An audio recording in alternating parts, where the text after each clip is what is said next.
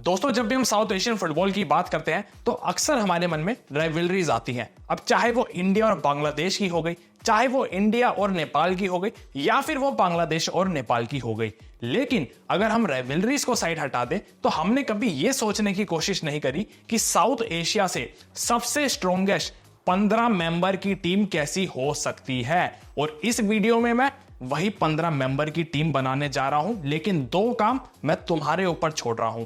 ये जो 15 मेंबर की मैं टीम बनाऊंगा ना, यहां से कैप्टन सेलेक्ट करना तुम्हारा काम है। जो तुम्हें सबसे परफेक्ट लगे कैप्टन के लिए, उसे तुमने कैप्टन चूज करना है। और एक और बात, तुम्हें इस टीम का कोच भी चूज करना है। और जो तुम कोच चूज करोगे वो भी साउथ एशिया से ही होना चाहिए, किसी कंट्री का। ठीक है, तो भाई जो भी तुम्हारे ओपिनियन है इन दोनों चीजों के ऊपर सारे कमेंट सेक्शन में बता सकते हो। साथ में भाई आप लोगों से रिक्वेस्ट है, जिसने भी चैनल को सब्सक्राइब नहीं किया ना, चैनल को भी सब्सक्राइब कर देगा। आप लोग सब्सक्राइब करते हो ना तो भाई बड़ा अच्छा लगता है दिन को। और सब्सक्राइब इसलिए भी कर लेना ताकि साउथ एशियन फुटबॉल से रिलेटेड कंटेंट आपके पास आता रहे।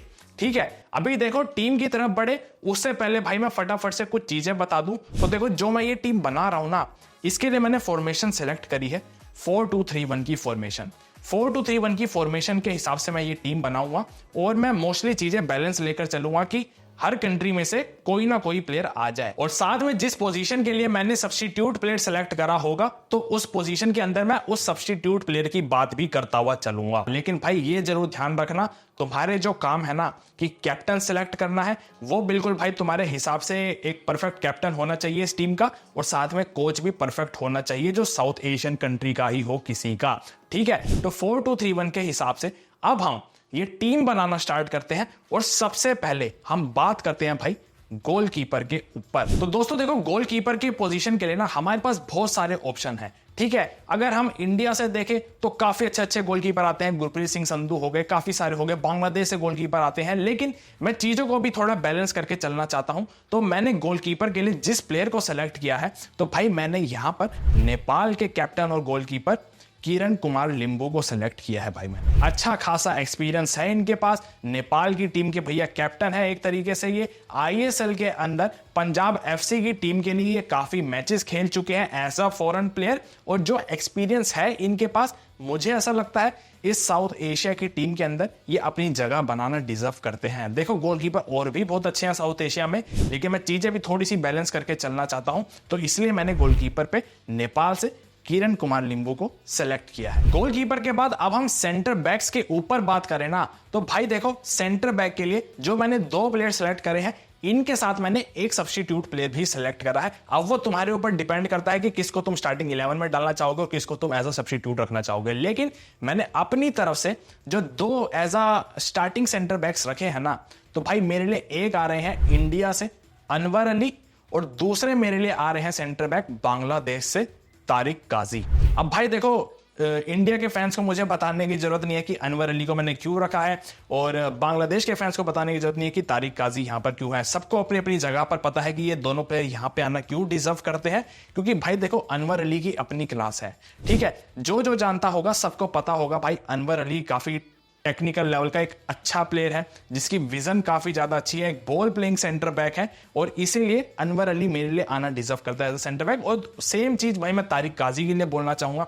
बांग्लादेश के भाई फिनलैंड में इन्होंने अपना काफी टाइम स्पेंड किया है, काफी वहां की लीग्स में इन्होंने खेला, फिर बांग्लादेश की टीम में आए। तो तारिक काजी भी काफी भाई टेक्निकल लेवल के अच्छे प्लेयर है, टैलेंटेड प्लेयर है। तो इसीलिए मैंने सेंटर बैक्स पे अनवर अली और तारिक काजी को अपनी तरफ से सेलेक्ट किया है। और अब जो मैंने यहां पर सेंटर बैक पे एक प्लेयर एज अ सब्स्टिट्यूट रखा है ना, यहां मेरे को थोड़ी सी कंफ्यूजन थी।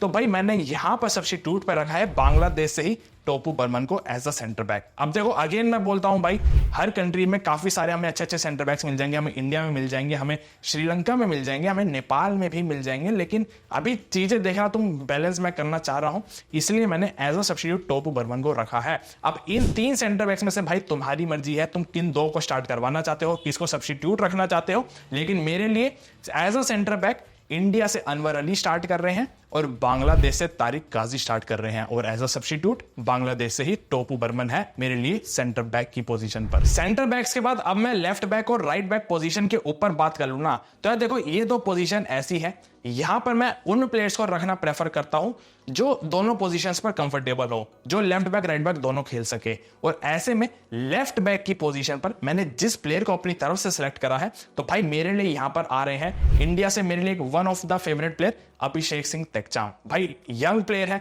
काफी टैलेंटेड प्लेयर है, काफी टेक्निकली गिफ्टेड प्लेयर है अभिषेक सिंह तेक्चाम।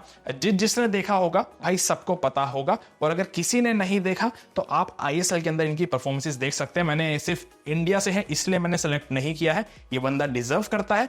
ये टेक्निकल लेवल इसका काफी अच्छा है, विजन काफी अच्छी है, इसकी जो मतलब हंगर है पिच के ऊपर वो काफी अच्छी है। तो इसी वजह से मैंने लेफ्ट बैक वाली पोजीशन पर इंडिया से अभिषेक सिंह तेक्चाम को सिलेक्ट करा है और ये मेरे लिए आना भी डिजर्व करता है।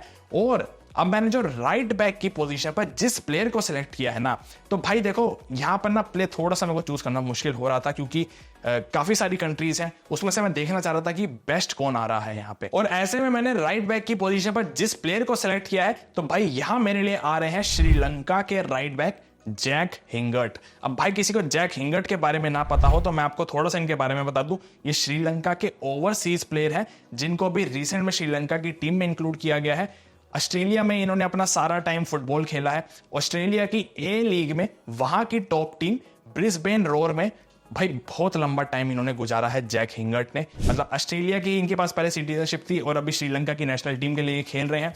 ए लीग में इन्होंने मोस्टली अपना सारा टाइम निकाला है और अब श्रीलंका की टीम में आके ये एज अ राइट बैक खेल रहे हैं। और मुझे ऐसा लगता है साउथ एशियन जितनी भी कंट्रीज है वहां पर कोई सबसे ज्यादा एक्सपीरियंस वाला राइट बैक है, अच्छा टेक्निकल लेवल का राइट बैक है, अच्छा एक्सपीरियंस वाला राइट बैक है, तो वो जैक हिंगट है। तो इसीलिए मैंने राइट बैक की पोजीशन पर श्रीलंका के जैक हिंगट को रखा है। तो अब हमारी जो डिफेंस लाइन आ रही है भाई, सेंटर बैक पे मेरे लिए अनवर अली और तारिक काजी आ रहे हैं इंडिया और बांग्लादेश से। लेफ्ट बैक पर मेरे लिए इंडिया से अभिषेक सिंह तेक्चाम आ रहे हैं और राइट बैक पर मेरे लिए श्रीलंका से जैक हिंगट आ रहे हैं। जो सब्स्टिट्यूट है सेंटर बैक पे, वहां पर मैंने बांग्लादेश से ही टोपू बर्मन को रखा है। डिफेंस लाइन के बाद अगर अब हम मिडफील्ड की तरफ बढ़ते हैं ना, तो भाई मिडफील्ड में सबसे पहले बात करते हैं हम दो डिफेंसिव मिडफील्डर्स की। हमारी इस 4-2-3-1 की फॉर्मेशन में जो हमारे दो डिफेंसिव मिडफील्डर आ रहे हैं ना, तो भाई देखो मैं यहां पर सबसे बेस्ट डिफेंसिव मिडफील्डर रखना चाहता हूं साउथ एशिया से, ठीक है। और ऐसे में जब मैंने सारी साउथ एशियन कंट्रीज में से देखा, तो भैया हम यहां पर जो मैं सबसे पहले डिफेंसिव मिडफील्डर की बात करने जा रहा हूं, तो भैया इनका आना तो बनता ही है और इनके बिना मुझे ऐसा लगता है साउथ एशिया की टीम बन भी नहीं सकती है। तो यहां मेरे लिए सबसे पहले डिफेंसिव मिडफील्डर आ रहे हैं बांग्लादेश से, उनके स्टार प्लेयर हमजा चौधरी। हमजा चौधरी के ऊपर भैया मुझे बताने की कुछ जरूरत नहीं है कि क्यों रखा है, किस लिए रखा है। इनके बिना भैया नहीं बन सकती है साउथ एशिया की टीम। जो इनकी क्वालिटी है, जो एक्सपीरियंस है, मतलब मेरे लिए तो एक तरीके से आप ऐसा मान लो इस टीम के काफी स्ट्रॉन्ग कंटेंडर है, इवन ये कैप्टन के। बट अगेन कैप्टन चूज करना आपका काम है, तो वो मैं आपके ऊपर ही छोड़ता हूं। लेकिन हमजा चौधरी मेरे लिए दो डिफेंसिव मिडफील्डर में से पहले डिफेंसिव मिडफील्डर है जो इस टीम के अंदर स्टार्ट कर रहे हैं। और हमजा चौधरी के बाद जो मेरे लिए दूसरे डिफेंसिव मिडफील्डर आ रहे हैं, तो भैया यहां मैं रख रहा हूं इंडिया से अपुया को।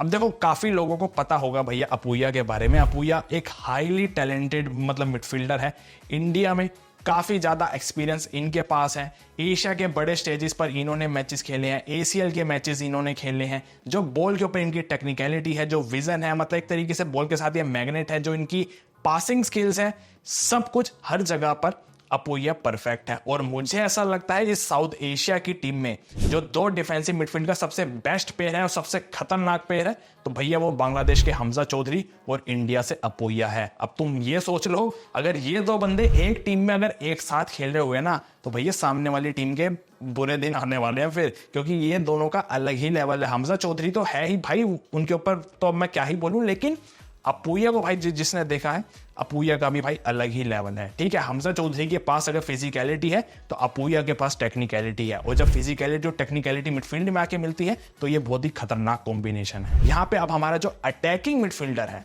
अटैकिंग मिडफील्डर के ऊपर अब मैं बात करूं तो यार देखो यहाँ ना मैंने जो प्लेयर रखा है उसके साथ मैंने सब्स्टिट्यूट भी रखा है। बस यहाँ मेरे को थोड़ी सी कंफ्यूजन है कि स्टार्ट किसे करवाया जाए और सब्स्टिट्यूट किसे रखा जाए। तो अब मैं दोनों ही प्लेयर बता देता हूँ। डिसाइड तुम कर लेना कि स्टार्ट किसे करवाना है और बेंच पर किसे बिठाना है। ठीक है भाई। तो भाई देखो, जो मैंने यहाँ पर प्लेयर सेलेक्ट करा है, यहाँ एक आ रहे हैं बांग्लादेश से शमित सोम। ठीक है भाई, बांग्लादेश से शमित सोम को मैंने यहाँ पर रखा है। देखो रीजन अगेन भाई, काफी हाईली एक्सपीरियंस प्लेयर है, काफी इन्होंने अपना लंबा टाइम कनाडा और यूएसए की टॉप लीग्स में गुजारा है। मतलब जो ओवरऑल एक्सपीरियंस है शमित सोम के पास, मुझे बताने की जरूरत नहीं है भाई उसके ऊपर ज्यादा। हर बांग्लादेश का फैन अच्छे से जानता होगा, इंडियन फुटबॉल फैन अच्छे से जानते होंगे, या इवन और भी कंट्रीज के जो फैन है वो भी अच्छे से जानते होंगे। तो शमित सोम का जो एक्सपीरियंस है वो अलग चीज है। लेकिन यहां जो मैंने दूसरा प्लेयर रखा है भैया, एक्सपीरियंस के मामले में वो भी कम नहीं है बिल्कुल भी। यहां जो मैंने दूसरा प्लेयर रखा है भैया, वो श्रीलंका से आ रहे हैं, उनके अटैकिंग मिडफील्डर राजा मोहन। भाई राजा मोहन की जो एक्सपीरियंस है, ये श्रीलंका के अगेन एक और ओवरसीज प्लेयर है जिनको इंक्लूड किया गया है। तो भैया इनका जो एक्सपीरियंस है, स्वीडन की टॉप टायर लीग में ये बंदा खेला है।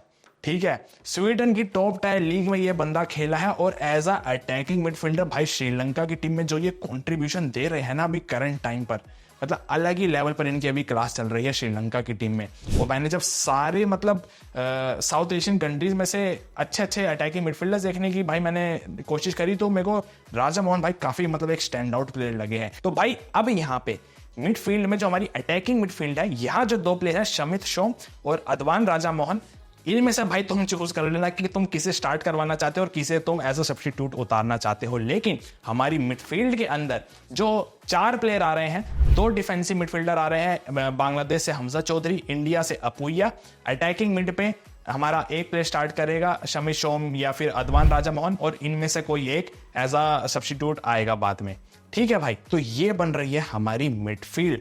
अब मिडफील्ड से आगे बढ़ के हम फॉरवर्ड लाइन की तरफ चले ना, तो भाई फॉरवर्ड लाइन में अब मैं बात करता हूं सबसे पहले लेफ्ट विंग वाली पोजीशन से। तो दोस्तों लेफ्ट विंग की पोजीशन पर मैं जिस प्लेयर को रखने जा रहा हूं ना, देखो यार मैंने सारी कंट्रीज में से काफी सारे लेफ्ट विंगर्स देखने की कोशिश करी, काफी जगह पर अच्छे भी मिले, काफी जगह पर कुछ प्लेयर थोड़े से कम क्वालिटी के भी थे, लेकिन जो मेरे लिए सबसे ज्यादा स्टैंड आउट किया लेफ्ट विंग वाली पोजीशन पर, तो भाई यहां पर मैं रख रहा हूं लेफ्ट विंग पे इंडिया से महेश सिंह नौरेम को। भाई देखो महेश सिंह नौरेम टेक्निकली काफी गिफ्टेड प्लेयर है लेफ्ट विंग के ऊपर। उसकी जो विजन है, उसकी जो पासिस है, जो थ्रू पासिस वो निकालते हैं, जो इवन उनकी जो शूटिंग पावर है, शूटिंग स्किल्स है, हर जगह पर मुझे ऐसा लगता है महेश सिंह नौरेम काफी गिफ्टेड प्लेयर हैं। ठीक है, प्लेयर और भी बहुत सारे हैं, मैंने बाकी कंट्रीज के देखे, वहां पर भी कुछ कुछ अच्छे प्लेयर्स थे भाई विंग्स के ऊपर, लेकिन मेरे को अभी भी ऐसा लगता है कि महेश सिंह नौरेन लेफ्ट विंग के ऊपर स्टार्ट करना मेरे लिए डिजर्व करते हैं। और ये लेफ्ट विंग पर ही मैंने एक सब्स्टिट्यूट प्लेयर भी रखा है भाई, जो अगेन एक बहुत ही हाईली टैलेंटेड प्लेयर है। यहाँ मैंने सब्स्टिट्यूट पर रखा है नेपाल के विंगर